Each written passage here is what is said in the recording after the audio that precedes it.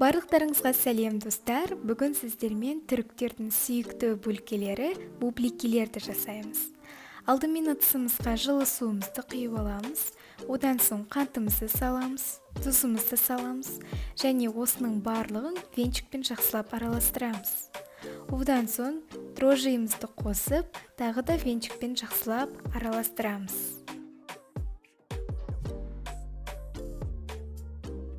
Дрожжиімізді жақсылап араластырып болғаннан соң ұнымызды саламыз. Ұнымызды 3-ке бөліп саламыз. Және міндетті түрде ситадан өткізілген болуы қажет. Алдымен осылай салып, қасықпен араластырамыз. Одан соң қолымызбен қамыр жасаймыз.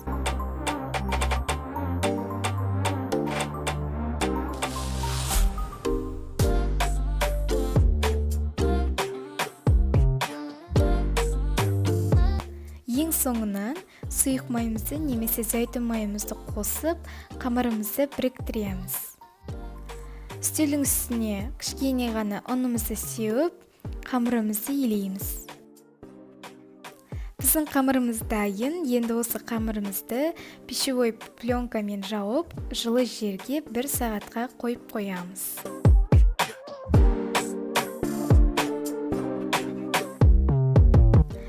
Келесі кезекте пропиткамызды жасаймыз. Ол үшін осындай кең ыдыс болуы қажет. Және оған су құямыз және балымызды салып, жақсылап араластырамыз. Екінші ыдысымызға кунжутымызды саламыз. Достар, біздің қамырымыз осылай керемет болып көтерілуі қажет. Сонда ғана біздің бөлкелеріміз керемет болып шығады.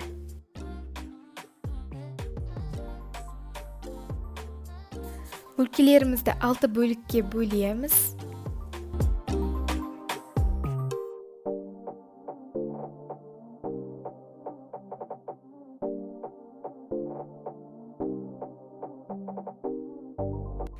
Видеода көрсетілгендей етіп домалақтаймыз.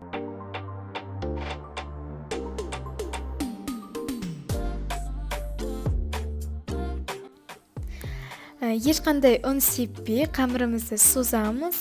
Ұзын қылмаймыз, орташа етіп созамыз. Қатты жұқа болмауы қажет. Барлығын видеодағыдай етіп жасаймыз.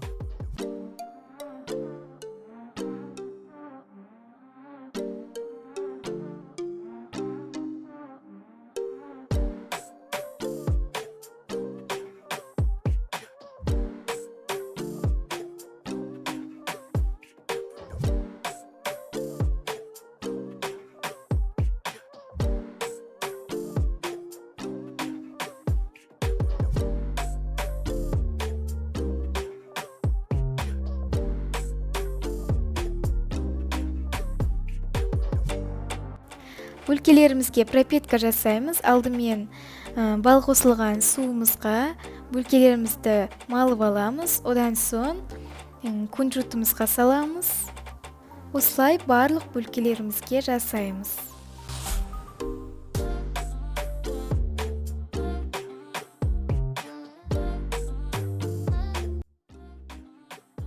Бөлкелеріміздің бетін жауып 40 минутқа көтерілгенше қойып қоямыз және қызып тұрған пеште 180 градуста 15-20 минут пісіреміз.